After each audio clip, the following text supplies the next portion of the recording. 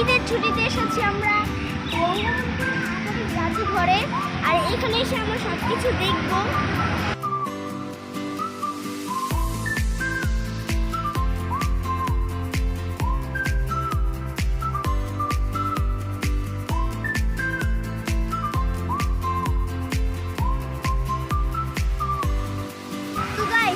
এখন আমরা এসেছি প্রায় মিউজিয়ামটা এর পাশে প্রায় কাছাকাছি, আর এখানে এসে দেখেছি বড় পুল, এখানে একটা বড় সুইমিং পুল।